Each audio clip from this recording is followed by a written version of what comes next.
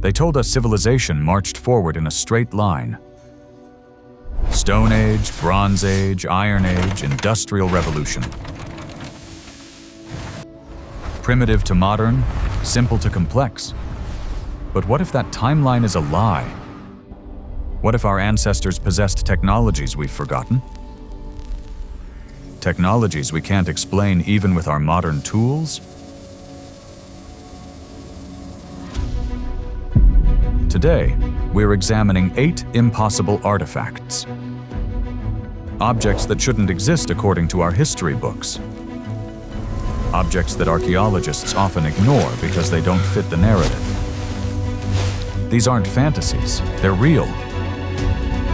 They're sitting in museums right now, and they're asking questions nobody wants to answer.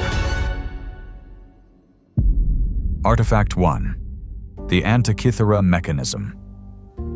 Let's start with something found at the bottom of the ocean. 1900, a team of Greek divers searching for sponges off the coast of Antikythera. They discover a shipwreck, ancient Roman cargo vessel, loaded with statues, pottery, the usual treasure. But among the relics, they find something strange, a corroded lump of bronze and wood. Looks like nothing, just another piece of junk destroyed by 2,000 years underwater. They almost threw it away. But when they X-rayed it decades later, they saw something impossible.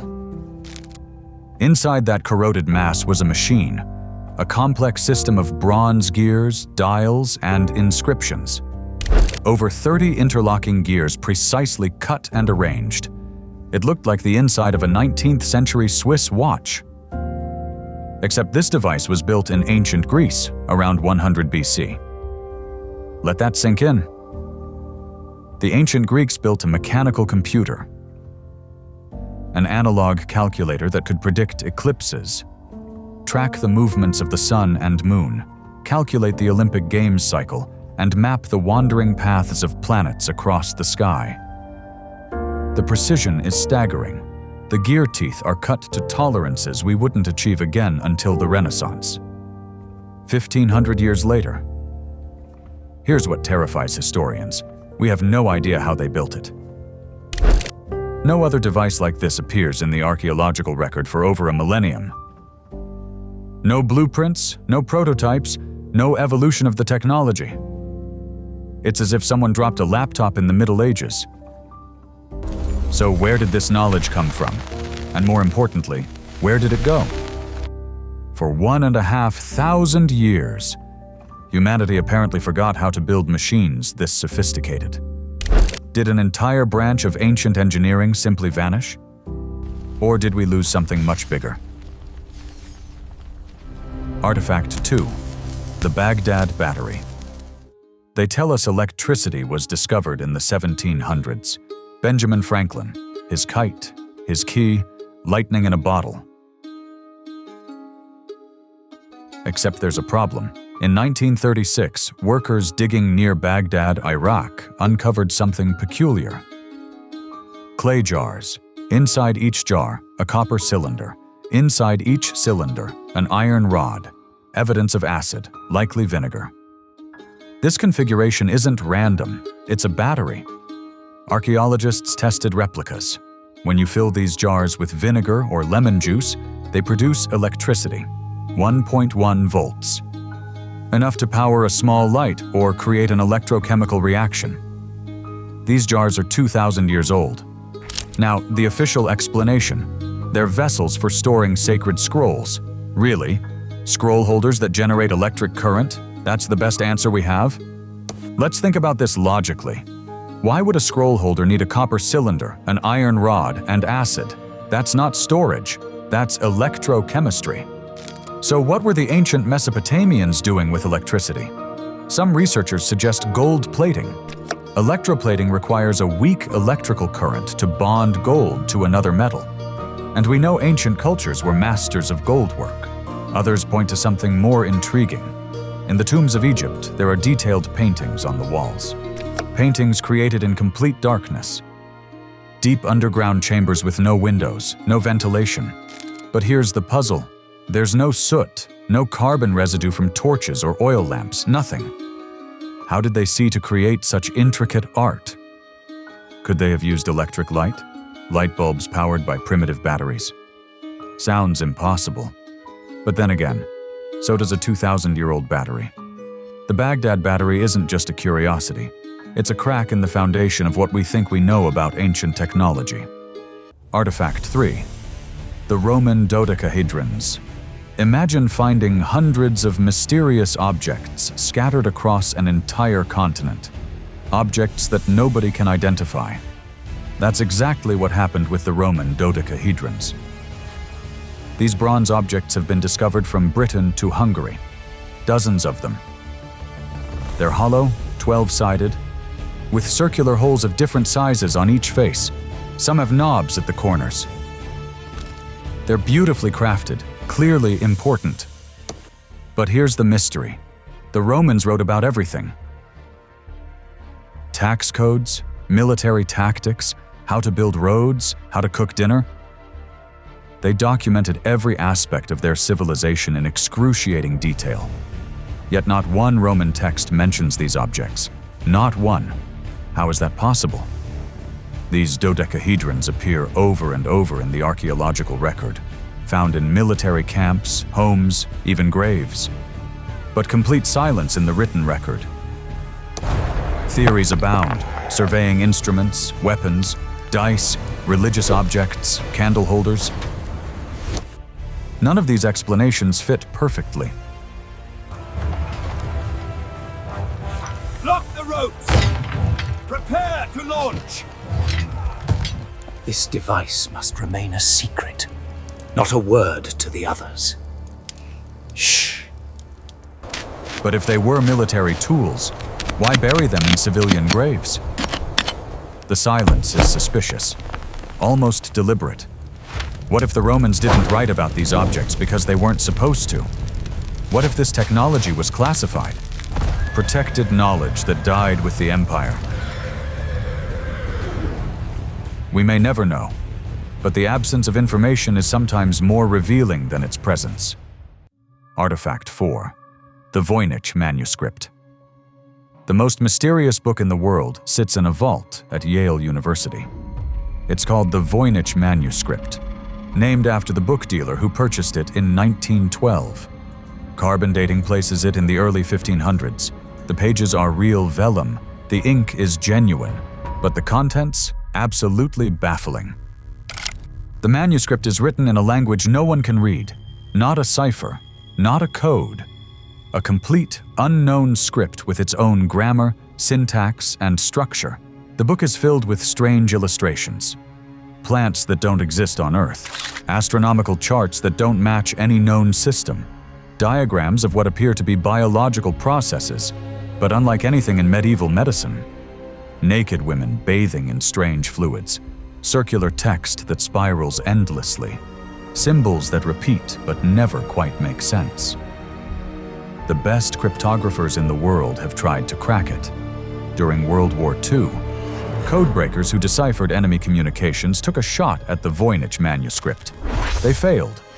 Modern computers, artificial intelligence, advanced statistical analysis, all useless.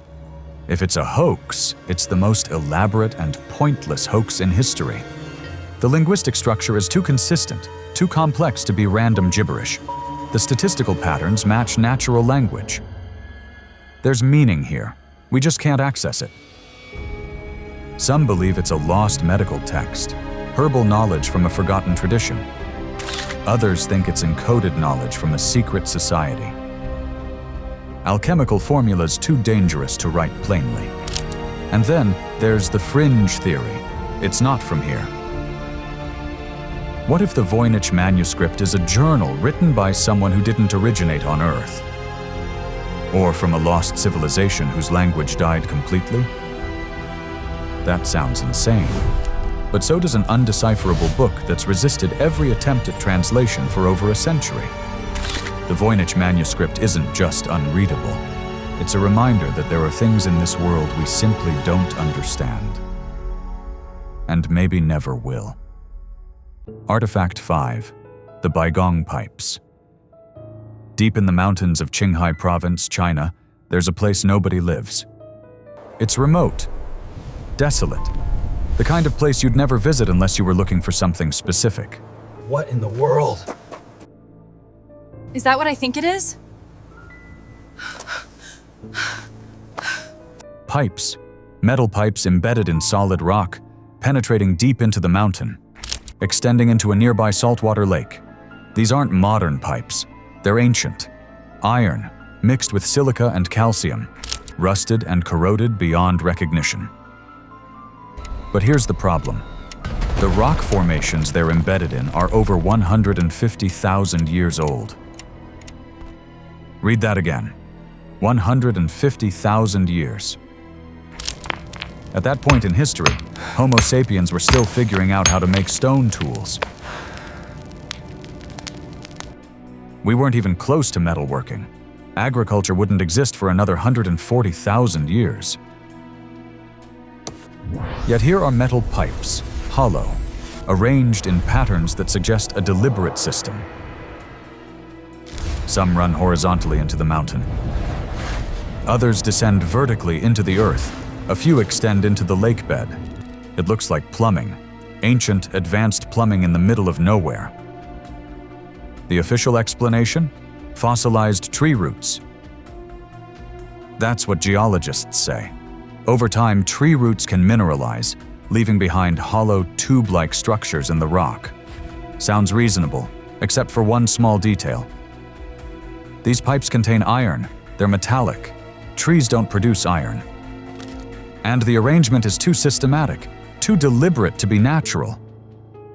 Tests show the metal content is high, far higher than you'd expect from any biological process. Some of the pipes are perfectly round. Some branch at precise angles. Some connect to each other underground. That's not a tree root system. That's engineering. So if it's not natural, and it can't be human, what is it? We don't have an answer. We have a mystery buried in a mountain that predates human civilization by 100 millennia. And that's terrifying. Artifact 6, Puma Punku.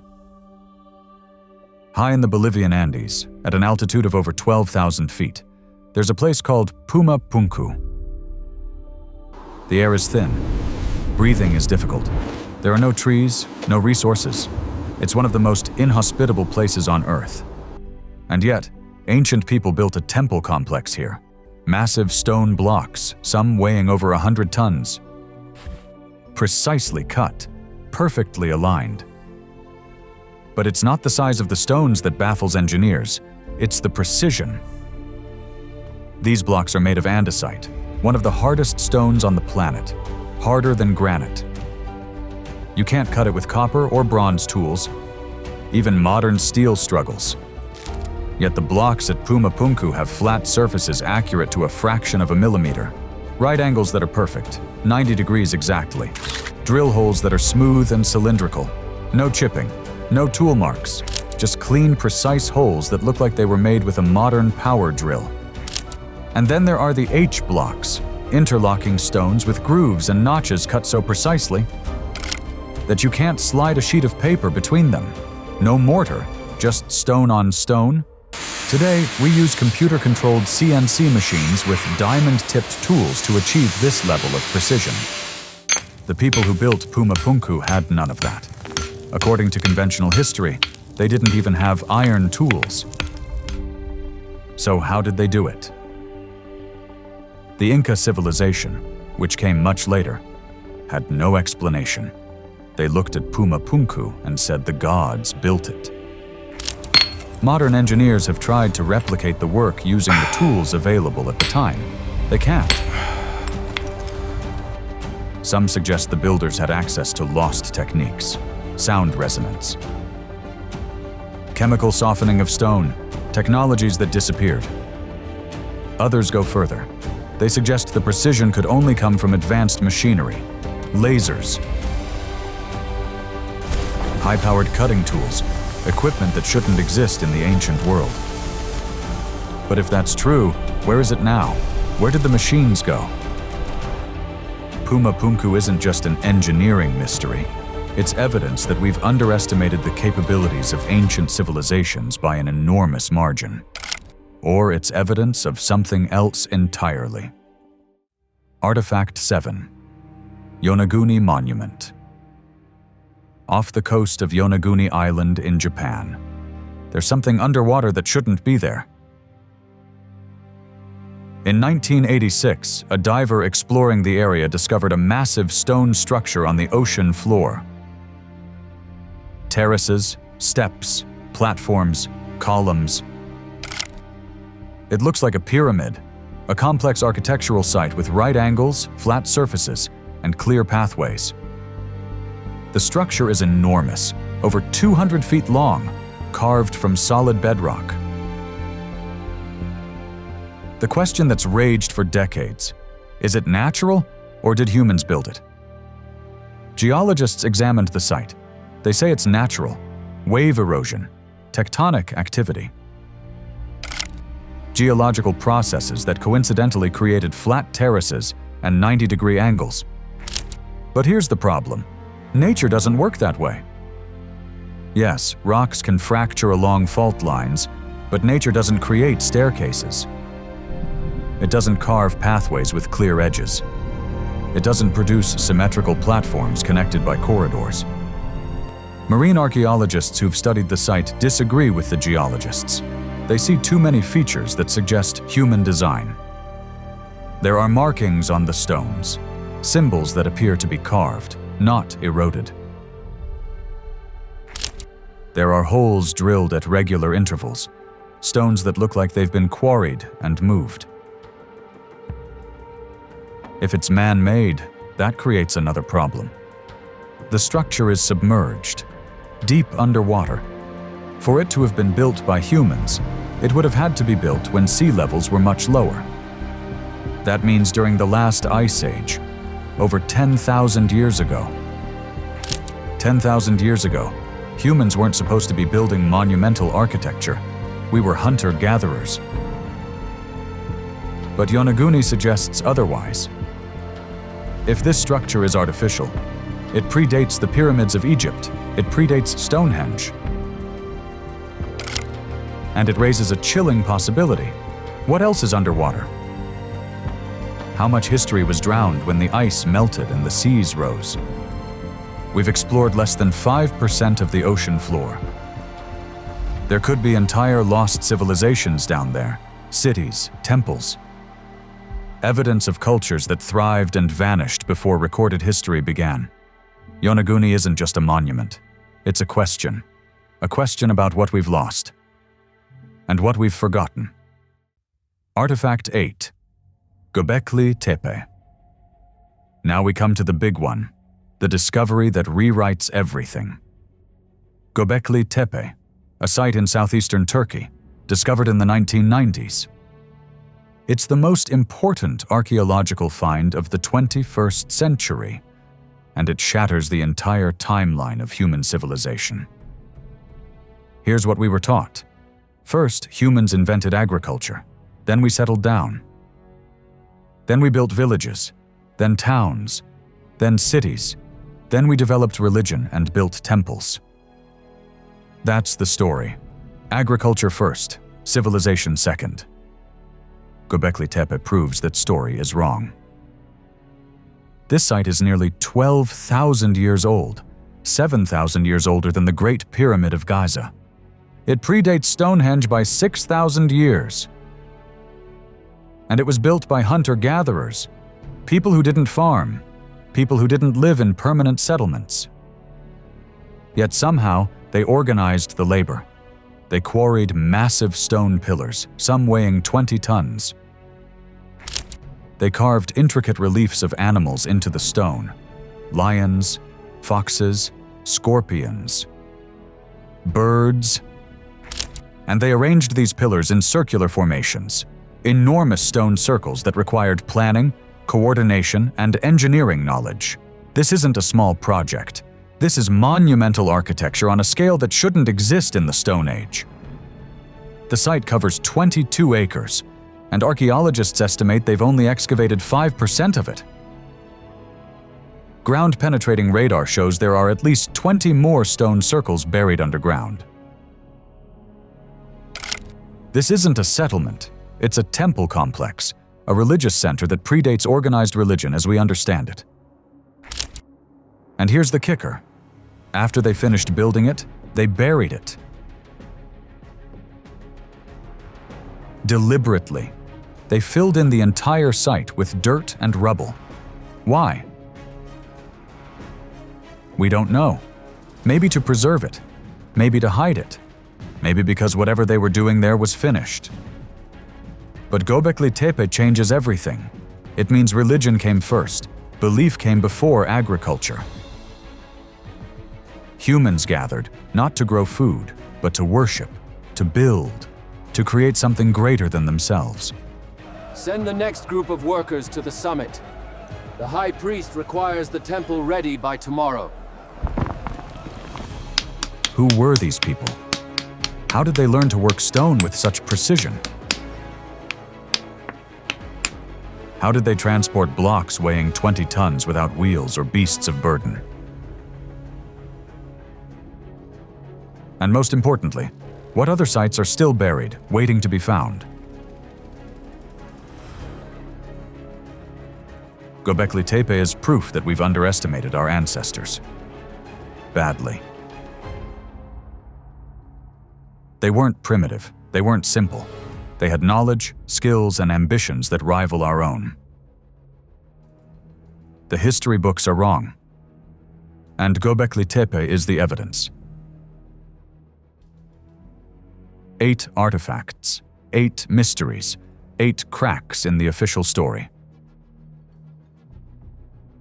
These aren't theories, they're real objects, sitting in museums, buried in the earth. Waiting for us to explain them, and we can't.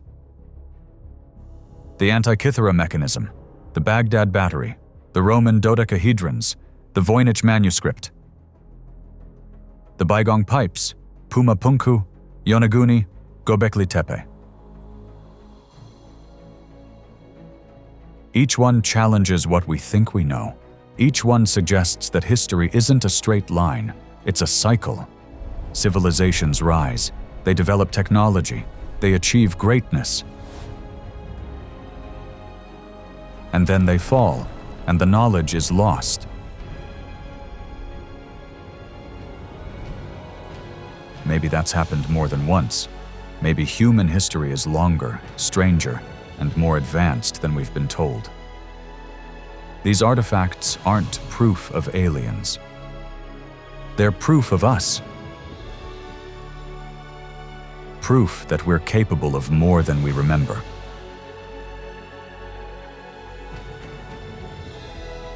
The question isn't whether ancient people were smarter than we think. The question is, what else have we forgotten? How many other chapters of human history have been erased? Buried under the ocean? Covered by sand and time? We like to think we're at the peak of human achievement, that we're the most advanced we've ever been. But maybe we're not at the peak. Maybe we're just climbing back up. So here's my question for you. Which of these artifacts do you find the hardest to explain? And what do you think is still out there, waiting to be discovered? The past isn't dead. It's not even past. It's right beneath our feet. And it's time we started digging.